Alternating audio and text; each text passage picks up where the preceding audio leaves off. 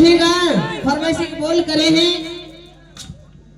और आगे थी जो कि हमारी सुलोचना दीदी और अंजनी दीदी दोनों बहनें कोसी चादर मीठे पे दान देती हैं। भगवान उनको भरपूर बना रखे। बोले नगरों से खैर मैया की जय हो। और हमारे ऋतिक भैया विवेक भैया कैथे वो अरे हरे हाय अरे हरे हाय इदे हाय रसगुल्ला गाल देखे लाल भगवान कसम कहना है जी।